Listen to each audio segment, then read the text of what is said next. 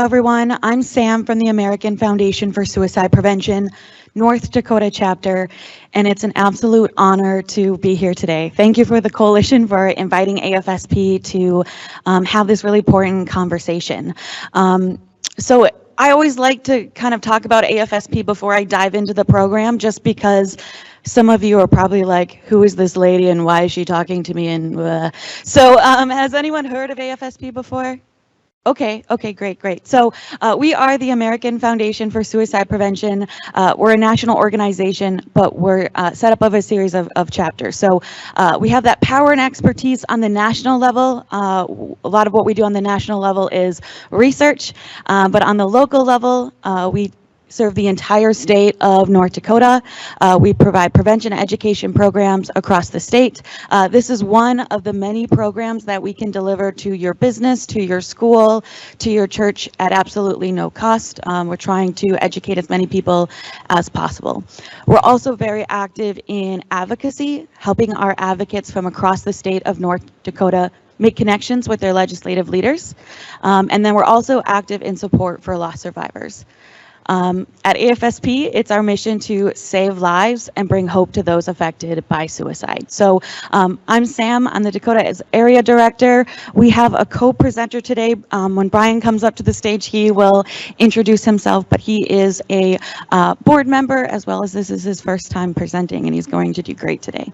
So we're going to jump into it, but we will hopefully have some time for questions at the end. Also, this microphone is messing with me. Can you hear me okay? Getting any feedback? I feel a little funny. Okay, perfect. Okay. Technical difficulties.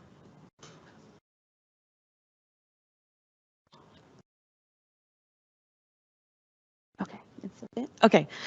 Perfect. So again, just on behalf of AFSP, thank you so much for being here. It's so important that we're having these really strong community conversations, and it's an honor to be here, and I'm so thankful that this room is full and online is full, and that's really, really wonderful.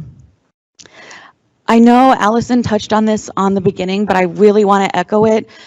It's so important that we talk about suicide and we talk about mental health, and it's important that we're here educating each other, but it's also really hard, and we've all been affected in different ways. So at any point during this presentation, when we're giving you information, if you need to take a step out, if you need to do anything to take care of yourself, do it. Please do whatever you need to do to take care of yourself.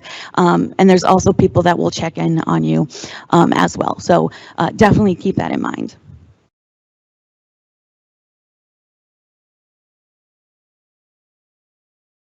And really, overall, we hope that from this presentation, you'll be more comfortable talking about suicide and mental health, and so we can be all more comfortable having these strong conversations.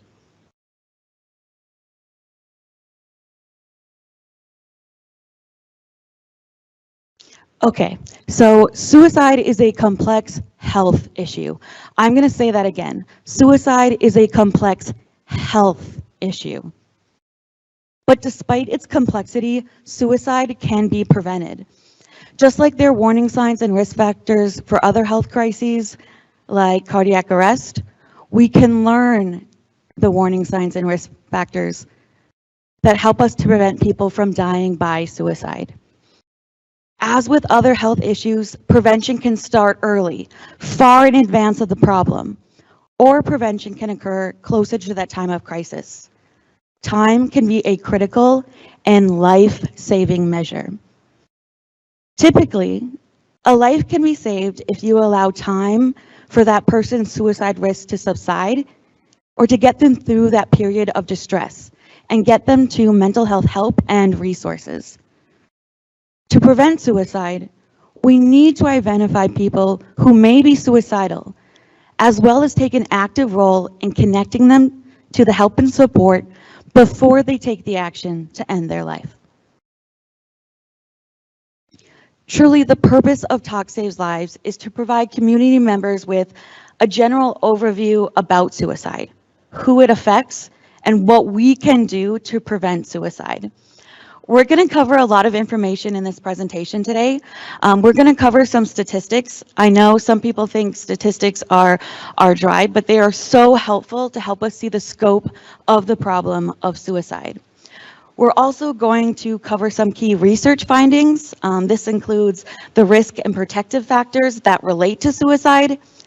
And then towards the end of this presentation, we're going to talk about what works and what we can do to prevent this leading cause of death. So before we jump into it, it's really important to note how we talk about suicide, how we talk about mental health matters. Before we get started, I want to go over some terminology that is used when we talk about suicide. It's so important to model appropriate language so that we don't support that stigma of suicide or mental health conditions. Just checking, I'm hearing some feedback. Can you hear me? Is it weird? Okay. So let's establish some baseline shared language on this topic. We avoid using the phrase committed suicide as it has a very negative background. Instead, we use the phrases died by suicide, ended their life, or killed themselves. When talking about suicide and suicide attempts, we avoid referring to suicide attempts as failed or successful. Not only are these words just not necessary, they also imply judgment. Instead, we encourage the use of phrases such as suicide attempt, suicide, or death by suicide. And again, I think I said this before, but educating the public about suicide is critical for encouraging help seeking, raising awareness of risk in vulnerable populations, and advocating for new intervention and prevention strategies for those who are at risk. When suicide is talked about safely and accurately, we can help reduce the likelihood of its occurrence. We strive and we want to change how society understands mental health and suicide, because when we open up and have conversations by talking, we can truly save lives. So we're going to switch gears a little bit, and we're going to, suicide is a significant issue that affects individuals, families, and communities. And this is worldwide. This is a worldwide problem. So we're going to start with some statistics that demonstrate the scope of the problem of suicide. Suicide is a global problem. According to the World Health Organization, each year, over 800,000 people die by suicide worldwide. And while this is the most accurate data we have available, we estimate that the numbers are higher because not all suicides are reported as accurately in every country. Once we do the math, that works out to a suicide every 40 seconds worldwide. That's 40 seconds. In the United States, suicide rates are recorded by the Center for Disease Control and Prevention, also called the CDC. According to the CDC, 47,511 people died by suicide in 2019. Suicide rates from the CDC are backlogged, so it's 2 years behind. And now that this is 2022, the newest data is probably going to come out next week. But this is the most recent data that we have from the CDC. Suicide takes more lives in the United States than homicide, war, and natural disasters combined. These high numbers are one of the many reasons that it's important to talk about suicide like any other cause of death. The more that we talk about it, the less stigmatized the idea becomes that we all face struggles and need help and support becomes. For every death by suicide, it's estimated that there are 25 other attempts. That's about 1 million Americans each year who survive a suicide attempt. When you think about any loss, it impacts many people in the community. Suicide is not different. The loss affects family members, friends, co-workers, neighborhoods, schools, faith communities. This list goes on and on. It's estimated that the majority of Americans will experience a suicide loss over the course of their lifetime. So we're going to switch gears just a bit. Brian is going to give us some more information on research. Brian is one of our AFSP board members who is located in Bismarck, and he will be presenting today on our research.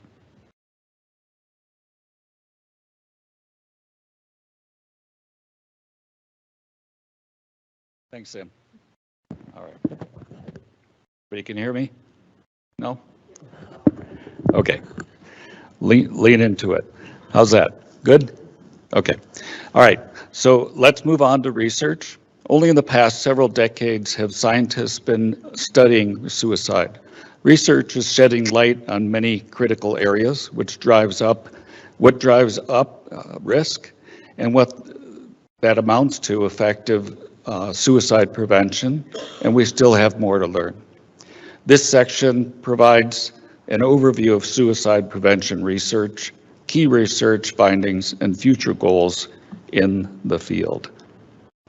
One of the main questions research explores is, why do people take their own lives? Through research, we have learned that there is no single cause for suicide. Suicide most often occurs when several stressors and health issues converge to create an experience of hopelessness and despair. Research has consistently shown that the large majority of people who die by suicide have a mental health condition at the time of their death. It may or may not have been recognized by the person or their loved ones, may not have been diagnosed or adequately treated. That said, research has also made clear that mental health conditions cannot be the whole story. The vast majority of people who have these health conditions do not die by suicide. In addition to mental health conditions, there are many other factors that increase risk as well. We've learned that the brains of people who die by suicide differ from those who die from other causes in terms of structure and function, specifically in the areas related to stress response and impulse control. We've also learned that most people who are suicidal are ambivalent about taking their life. Part of them wants to live, part of them wants to die. This research has informed key strategies in suicide prevention that involve engaging the part of the person that wants to stay alive and helping to create distance from the part of them that wants to die. One way we do that is to help the person connect with reasons for living, while at the same time decreasing the visibility and presence of things around them that may facilitate their desire to die. One of the many important things we have learned from research is about the perspective of a suicidal person, that a crisis point has been reached. For a suicidal person, the pain seems unbearable, whether it's emotional pain, physical pain, or sometimes both. For a moment, I'd like you to think back to the most physically painful experience of your life. At that moment, would you have been able to give someone clear and accurate directions to your house? Probably not. The pain makes ordinary thinking nearly impossible. For a suicidal person, thinking becomes constricted at that moment of crisis, a state of intense tunnel vision where other options seem unavailable. Someone who considers suicide cannot foresee a time when that unbearable pain will end. Understanding the perspective of the suicidal person has also helped us to learn that suicidal feelings are often temporary. They can come on intensely and can sometimes pass in minutes or hours. Keeping people safe and helping them feel supported can get them through those critical moments. There is evidence that putting time and distance between an individual who is suicidal and the means to take their life can be a life-saving action. This is why it is important that we take someone is struggling to help keep them safe. Research has also determined the key factors that increase the risk for suicide. Risk factors are defined as characteristics or conditions that increase the chance a person may take their life.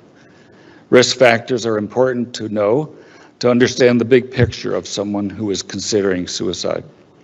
Just like someone who is at risk for heart disease because of high blood pressure or a history of heart disease in the family, some people are at higher risk for suicide than others.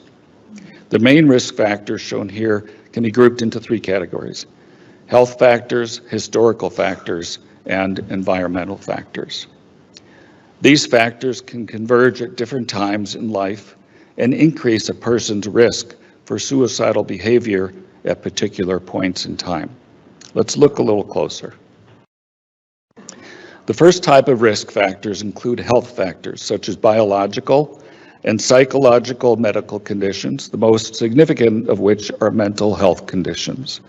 As we said before, most people who die by suicide have an active mental health problem at the time of their death.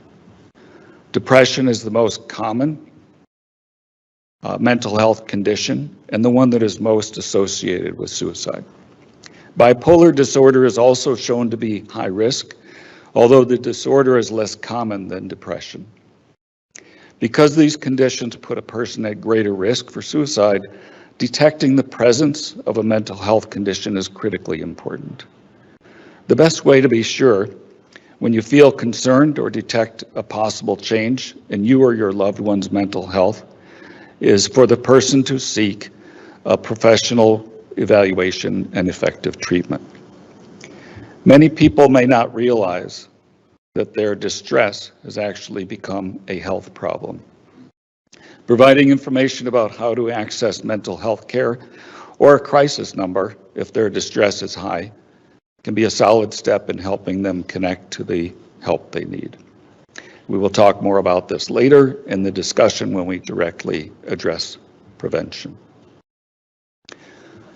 Mental health conditions are not the only health factors that are associated with suicide risk. Serious or chronic health conditions can increase risk, especially when the person also has mental health issues. Chronic pain and serious head injuries have also been found to increase suicide risk. The second type of risk factors include historical factors, such as family history of suicide, a family history of mental health conditions, or past trauma such as sexual abuse or combat stress. Research has also found that a history of childhood abuse can contribute to suicide risk. And while most people who attempt suicide do not go on to die by suicide, previous suicide attempts are also considered historical risk factors for suicide and also put a person at increased risk.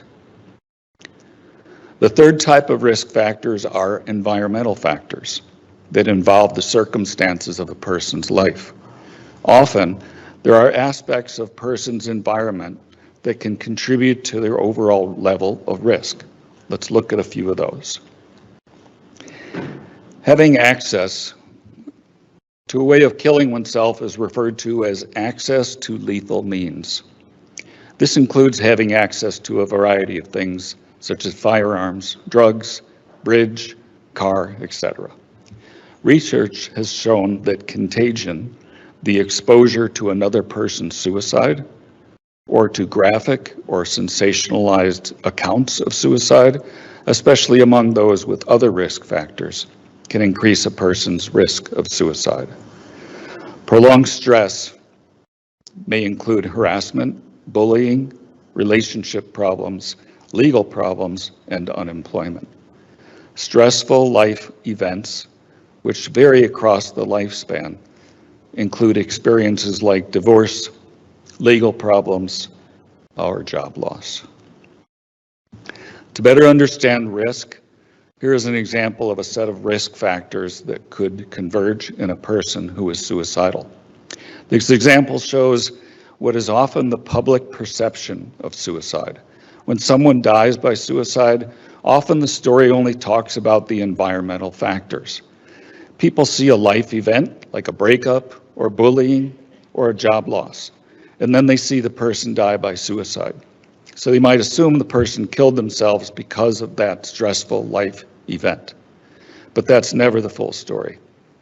What others don't know is that the person who died may have had genetic risks for suicide. Maybe they were suffering from depression and anxiety disorders, and their work life had become increasingly stressful. Their underlying depression and anxiety could have made the situation at work even worse, or work stress could have made their depression worse. Perhaps they'd also been drinking more than normal. The key is that the combination of risk factors could have contributed to the suicide death. Therefore, while a life event can play a precipitating role for suicidal behavior, without other underlying risk factors, life events alone aren't thought to cause suicide. Looking to the future, research will help us find the best ways to fight suicide. Research is looking for biomarkers, for example, something testable in a blood sample that would help us to identify those at risk. A number of clinical treatments, like particular types of therapy, are effective for suicidal people, and more need to be developed and studied. The good news is that through research, we are learning more and more about what helps those who are in suicidal crisis. Research can also help us to identify the most effective programs and interventions to reduce suicide rates and to reduce risk in those suffering from mental health conditions. Okay. Thanks. All right, I think the sound problem was me. I don't think I have to be on it, right? You can hear me? Okay, perfect. We have learned a lot in just a few minutes. We covered some statistics. We now know some great research findings. Thank you, Brian, for educating us on that. Now we're going to switch gears again, and we're going to talk more directly about prevention, what we can do to be more proactive. So just like there are risk factors that increase a person's risk for suicide, there's also protective factors that lower a person's risk for suicide. If we are proactive about our mental health and make an effort to get healthier, we can protect ourselves. And we'll talk a little bit more about that in just a moment. Feeling connected to family and community support can be a huge protective factor. When someone is struggling with depression, anxiety, psychosis, substance use abuse, these protective factors that would normally be really strong can erode and temporarily weaken. When that happens, having our friends and our family there to remind us of our strengths, to remind us that we are loved, this can be a huge protective factor. Problem-solving skills also help. Life can get really tough at times, but being able to see a way through the problems, that can be a huge protective factor. There's also cultural and religious beliefs that truly encourage connecting and help seeking, discourage suicidal behavior, or create a strong sense of purpose. This can be a strong protective factor.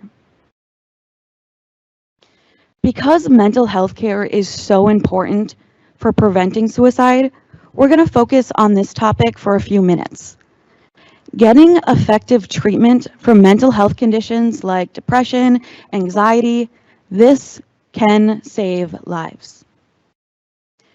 Critical to suicide prevention is getting people connected to mental health treatment. One of the biggest challenges in fighting suicide is getting people to address their mental health in the same way they would address their physical health. In fact, of those suffering from a mental health condition, less than half seek treatment. One way to encourage individuals to seek help for their mental health conditions is to treat mental health like any other aspect of our health. There are certain times when a person becomes ill, and it's critical to see a trained professional. We need a culture where everyone knows it's smart to take care of our mental health. I'll say it 10,000 billion times, but I'm going to say it again. Taking care of our mental health is just as important as taking care of our physical health. For good measure, I'm going to say it another time. Taking care of our mental health is just as important as taking care of our physical health.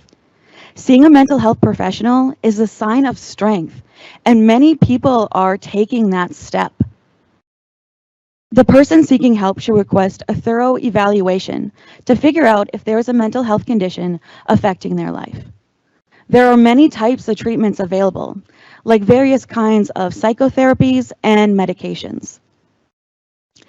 Research has shown us that for most people, the combination of psychotherapy and medications tend to be the most helpful. But the important thing to keep in mind here is we need to find the treatment that works best for that individual.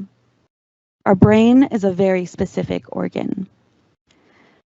The good news is that advocacy efforts are improving access to mental health services so that more people can get the treatment that they need. The law now requires insurance plans to cover mental health services on par with physical health services. If we need mental health services, and we know 1 out of 4 of us will at some point in our life, we should get treated and we should get our health back on track faster. Just like people can find strategies that optimize their physical health, people can do the same for their mental health. And of course, this is an addition to professional mental health care that we already talked about. This is an addition to that. Proactive self-care strategies like good sleep habits. I think we've heard that a lot today because it's really important. Exercise, nutrition, and stress management can also play a critical role in protecting our mental health, but also promoting resilience, and that's really important. Prevention efforts also include support for those touched by suicide. The loss of one person to suicide profoundly impacts many. It's important that survivors have the support they need, both to heal and connect, but also to reduce their own suicide risk. And since those with lived experience, those who have attempted suicide or have experienced suicidal thinking are at increased risk, we need to make sure they have the support and the resources that they need as well. For people who are at a crisis point, the most important thing you can put between a suicidal person and their way of ending their life is time. Time is very important here. Research has shown that by even temporarily reducing a suicidal person's access to lethal means, we give suicidal individuals time for that intense suicide risk to diminish, and time for someone to intervene and get them to mental health services and resources and help. For the majority of people who experience a suicidal crisis, if unable to access their chosen method, even temporarily, they are unlikely to engage in another method to end their lives. We get a lot of questions on that, so I'm going to kind of say that again. In most cases, when a suicidal person doesn't have the current access to the means that's been on their mind, they don't substitute with another method. Therefore, a clear way to prevent suicide is limit access to lethal means. During a period of high risk, the safer the environment is, the better chance a suicidal person has of living through that crisis period. Suicide prevention research has looked at a number of ways to create safer environments.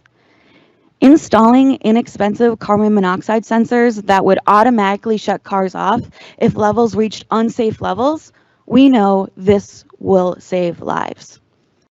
We've also learned, of course, through research, that installing barriers on bridges deters suicides. And in many cases, regions with bridge barriers actually have lower suicide rates for that region.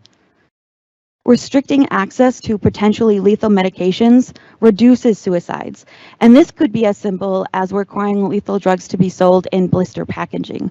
We get a lot of questions on this, but that means you would have to punch out every individual pill rather than pour it out. So again, it slows down the process.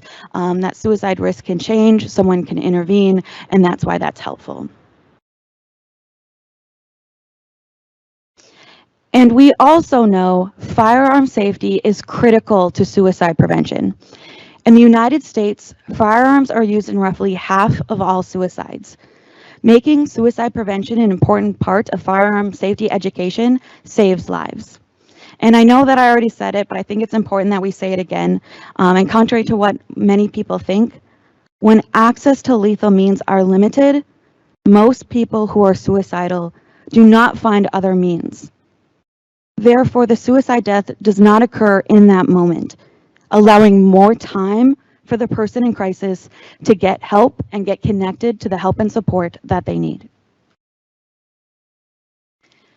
So we have learned a lot in a very short amount of time. We covered some statistics, we know some of the key research findings. Now we have a better idea of how we can be proactive. Now let's talk about what we can do to help prevent suicide. It's important to have an honest, caring, supportive conversation with someone you might be worried about, to allow them to share what they are experiencing. A conversation is a way to show that you care, and it also gives you more information about their level of distress. So let's talk about suicide warning signs. We want to watch for warning signs in ourselves, in others, and our loved ones. Well, many of the suicide risk factors that we discussed a little while ago when Brian was talking about what we learned in research, we discussed those items, those risk factors over a longer period of time. We're talking about warning signs that are observable signs that suicide risk might be in the near future. So those are kind of, other things. This is in the near future. It's really important to pay attention to those risk factors that we already talked about and the warning signs that we're about to talk about now. If you're seeing warning signs, reach out to individuals in your life if you're concerned about them. And that also goes for yourself. You can be an advocate for yourself. If you're noticing these signs in yourself, reach out and have a strong conversation.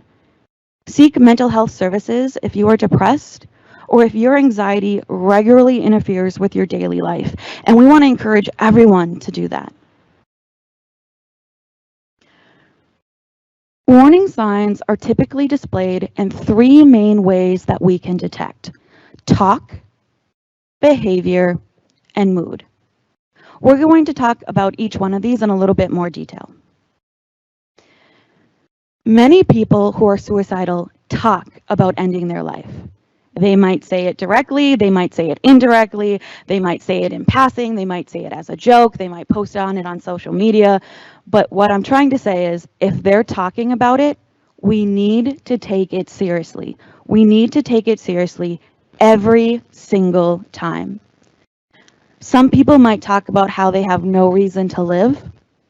Others might talk about how they feel trapped, or they feel like they're a burden to others. Or maybe they're talking about being overwhelmed, or maybe they're talking about being in unbearable pain. Again, if they're talking about it, if they're saying these things, we need to take it seriously every single time. Behaviors that are atypical for an individual should also encourage you to speak to the person about what you are noticing. People thinking about suicide can display certain behaviors. They may start using drugs or alcohol more frequently. They might have trouble sleeping, either experiencing insomnia or sleeping too little or sleeping too much. Maybe they're starting to act more recklessly than they normally would. This can include reckless driving, reckless activities, and that's really important to note. They also might withdraw from activities, specifically activities that they would normally really love and enjoy. They might isolate themselves from family and friends.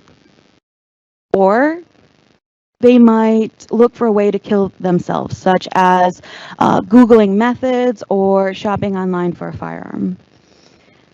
They may also give away their prized possessions or show a related behavior, which is reckless spending. People at risk for suicide can display, often quite subtly, any of the following moods: depression, empathy, rage, irritability, impulsivity, humiliation, anxiety. Moods one would expect of someone who feels overwhelmed and desperate. We all have our ups and downs in our mood, but when we notice a change that just seems not like that person or concerning, it's important that we speak to that person about what we are noticing. For example, a sudden, unexplained happiness can indicate the individual has decided on a plan and they are relieved that they will no longer be in pain. I know that this is a lot to look after and a lot to look for. So to sum it up, look for changes in behavior and trust your gut. Assume that you are going to be the only one to reach out and have a conversation. In too many instances, people have talked about their concern for someone amongst themselves, but hesitate to reach out to that person directly. So a good rule of thumb, if you're wondering if someone is depressed or overly anxious, that's a sure sign that you should reach out and have a conversation. And that also, again, that goes for you. If you're having suicidal thoughts, that's a sure sign to reach out, have a conversation, and get the help and support that you need. If you've reached out before and it didn't go well, try again. The first time the person might not have understood or been receptive, it's really important to keep trying. Maybe try talking with someone else or with a professional. And even if suicide turns out not to be the concern, they may still be in distress and they will feel comforted and supported just knowing that you took the time to have a conversation and really listen to how they're feeling.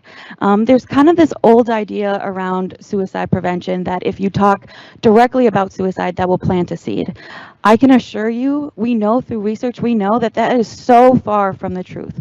We want to talk directly. So we know that we need to reach out to someone. If we're noticing these warning signs in ourselves or in a loved one, we know that we need to reach out. We know that we need to have a conversation. But how do we have that conversation? That's kind of scary. We talk to them in private. We listen to their story. We express concern and caring. We ask directly about suicidal thoughts. Don't be afraid to ask the question, are you thinking about ending your life? Are you thinking of suicide? Encourage them to seek a mental health professional or to get them to mental health services. And if they're in crisis, take them to help. Take them to the help and support that they need. So there are some things to avoid when talking with someone who may be suffering from depression or anxiety. We want to avoid minimalizing their feelings. Those of us who have never experienced major depression literally cannot imagine what they're feeling like or what they're going through. Again, we want to avoid minimalizing their feelings. We also want to avoid trying to convince them that life is worth living. If a person is nearing that crisis point, they're not thinking clearly. Philosophical debates about life being worth living are just not helpful at that time. We also want to avoid advice to fix it. If a person was having a heart attack in front of you, what would you do? You would start doing CPR, you would call 911, you would get them to services, right? Same, and it comes to a mental health service. If they are struggling, we don't want to tell them that they need a healthier diet, they need to de-stress. Like, that's not helpful at that time. If they're in crisis, they need to be heard and they need to be led to mental health services. Listen to their story and offer to help them find a professional. Help them take active steps towards keeping their environment safe. If you think they might make an attempt on their life soon, stay with them. Do not leave them alone. The only time that you would leave the situation is if you felt your life was in danger. Then, of course, you would leave and call 911 automatically. But if that's not the case, stay with them and do not leave them alone. Help them remove any lethal means or remove themselves from the potentially dangerous area. Escort them to mental health services or to an emergency room. Help them call the Lifeline, or you can call the Lifeline yourself, and a trained counselor will help you if you are in distress or if they are in distress. We are very, very lucky in the state of North Dakota. You're going to hear from First Link, I think, this afternoon. We are very, very lucky in North Dakota that when you call the National Suicide Prevention Lifeline, you're talking to First Link, an organization that has resources, knows the culture here in North Dakota. So please take out your phones now and put this as a contact in your phone. 1-800-273-8255. No matter what day it is, no matter what time it is, someone is always available. I always have a volunteer that says, Sam, you tell me this every single day of my life. I know it. I got it. It's good. But we also know that when we're struggling or when someone we love is struggling, we don't want to take time to remember something or to Google something. We want it as close to us as possible. So I encourage you to put that number in your phone. Again, that's answered locally by First Link in North Dakota. Maybe you're at work, or maybe you're in class, or maybe you share a room with a sibling and you don't want to talk on the phone. That's okay. You can use the national text line, works the same way. You can text TALK to 741-741, and a trained counselor will be there available for you via text. So again, both of these resources are available every day of the week, every moment. It's really important to know that they're always, always available. And again, I encourage you to put these in a contact in your phone. And of course, if it's an emergency, like a suicide attempt already in progress, we need to call 911. Together, we can create a culture that's smart about mental health. We will save lives and will vastly improve the lives of so many more. It's a simple but powerful idea. By talking, we can save lives. By caring and reaching out, we can play a critical role in suicide prevention. Also, of course, if you want more information about the American Foundation for Suicide Prevention, you can follow AFSP National, but you can also follow our North Dakota chapter that's very active on social media. We are on Facebook, Instagram, YouTube, Twitter. You can follow us on all of those channels. I think we have time for questions, maybe. So if anyone has a few questions, if anyone has any questions.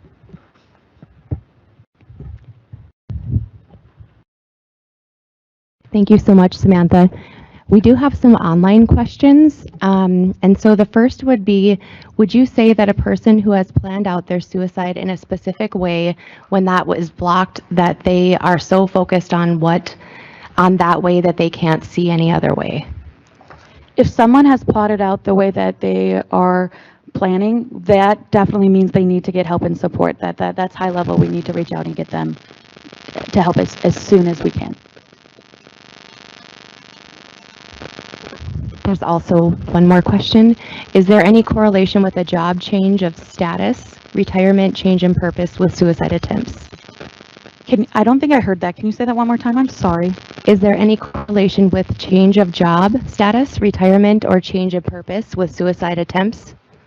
Great question. When it comes to suicide risk, it's complex, right? Like we talked a little bit about that in the beginning.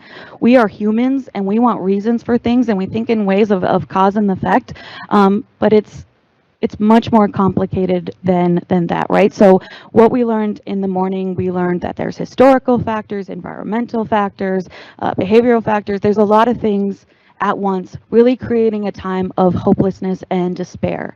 And that's why we need to check in on those different things. So while life events alone aren't thought to cause suicide, they can play a participating role if there's other risk as well. So it's more complicated than that, but it is one risk factor for sure.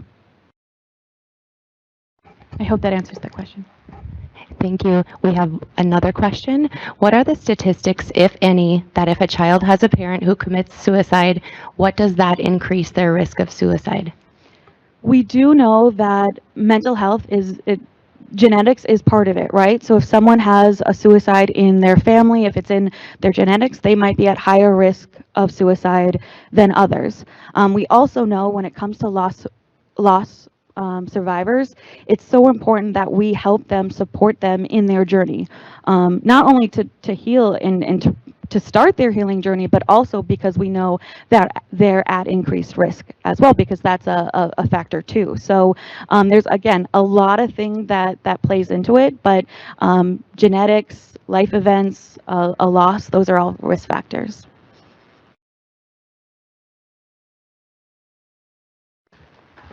I think that's all for online questions. Okay, yes, definitely. Oh, can you wait for the mic just 1 second? Thank you. Would you say that the data points for veteran suicide is about on par with the civilian levels? His question was about suicide rates in the veterans. I'm from AFSP, and I know there's a lot of really great organizations that have data locally here in North Dakota. I do know that in North Dakota, suicide rates are highest in white males over the age of 45 that can fit into that area. But I think there's someone from the State Department that might have more specific information with that. But we also know that combat stress can be a risk factor, right? The trauma, that is a risk factor that increases risk. So we know that to be true. Sorry if that doesn't, okay. Great question. I think Cody Pinks would be the one that could hopefully answer that question, but unfortunately she's not here. So we can definitely pass that along to her and include that in the email that we send out. And I can talk on a national level. I'm from the Fargo VA. What we know is that the rates for suicide in veterans is higher than the general population, and there's a lot of, just as Sam said, the risk factors are complex between veterans and the civilian population. I will be over at this booth, so if you want to come and talk to me more about it, I can absolutely give you more information, more resources. Thank you for the question. I just wanted to also specifically point out ND Cares. Michelle, can you give a wave here? We have ND Cares, and that's an organization that provides support for veterans and their families, so veterans, active duty members, and their families. And so if you have further questions, you can always visit Michelle at the break. And we also have a lot of resources over here on our table, so I'm excited to chat with all of you a little bit later. Thanks for inviting AFSP to be here, and thank you for having these conversations.